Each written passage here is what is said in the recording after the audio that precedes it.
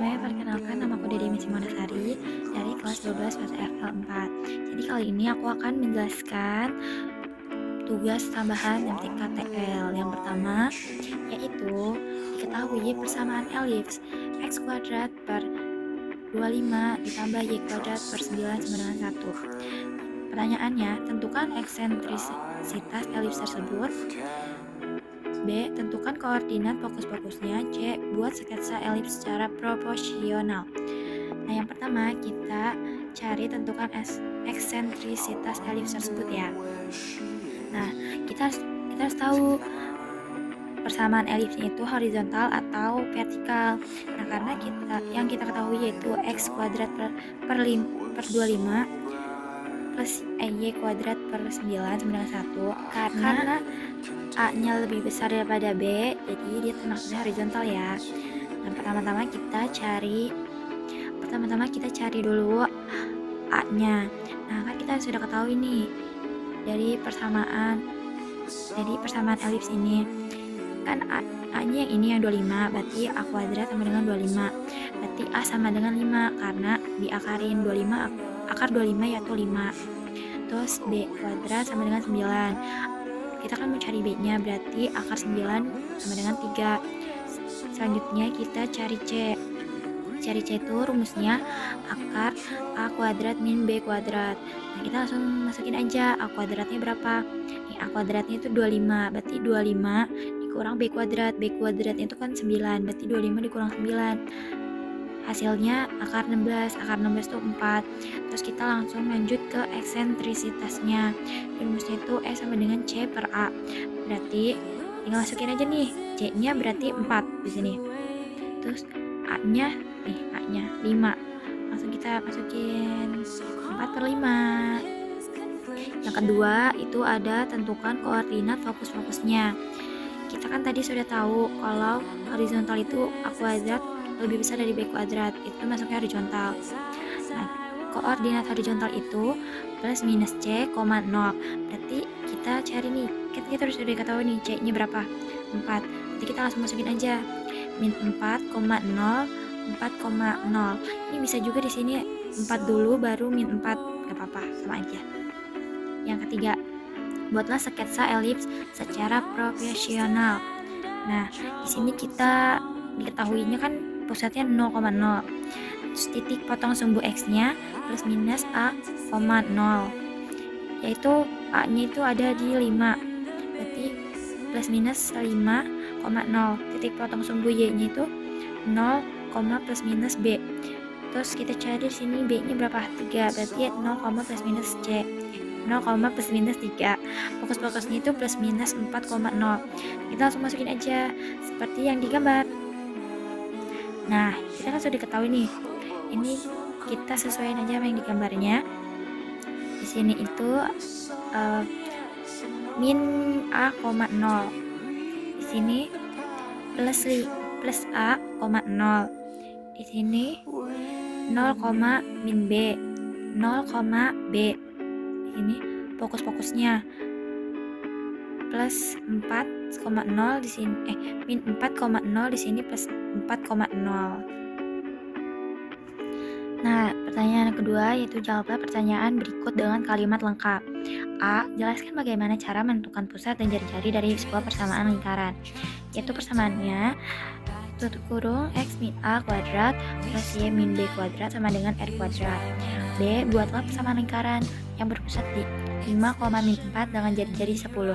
C. Jika diketahui persamaan lingkaran X plus 2 kuadrat plus Y min 5 kuadrat sama dengan 36, tentukan pusat dan jari-jari. Yang pertama kita jawab dulu yang A. Nah, yang A itu jelaskan bagaimana cara menentukan pusat dan jari-jari dari sebuah persamaan lingkaran. Kita sudah diketahui nih persamaan lingkarannya itu X min A kuadrat plus Y min B kuadrat sama dengan R kuadrat. Nah, pusat lingkarannya itu A sama B dan jari-jarinya itu R. Ini jari-jarinya. Nah, yang kedua, buatlah persamaan lingkaran yang berpusat di 5, min 4 dengan jari 10. Nah, kita kan sudah ketahui ini rumusnya, itu X min A kuadrat plus Y min B kuadrat sama dengan R kuadrat. Nah, kita sudah diketahui nih pusatnya itu di 5, min 4. Jadi 5 itu sebagai A dan min 4 itu sebagai B. Dan jari-jarinya itu 10. Jadi kita harus masukin aja ke rumusnya, yaitu 5x min 5 kuadrat plus y min 4 kuadrat sama dengan 10 kuadrat. Nah, karena ini min ketemu min jadi plus, jadi kita tulis ulang, jadinya x min 5 kuadrat plus y plus 4 kuadrat sama dengan 100.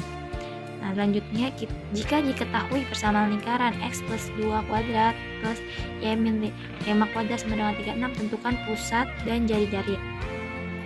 Jadi soal kita kan sudah tahu nih persamaannya. Nah, kita bisa menyimpulkan dari yang sebelumnya. Nah, kan dari rumusnya itu, ini rumusnya. Jadi kita dapat mengetahui A-nya itu sama dengan min 2. Kenapa min 2? Karena nih, dari sini juga kita tahu nih. Min ketemu min sama dengan plus. Jadi ini kan plus, berarti A-nya min 2. B-nya itu 5.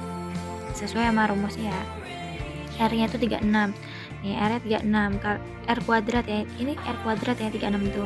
Jadi kita harus ke R-in. Jadi akar 36 itu sama dengan 6.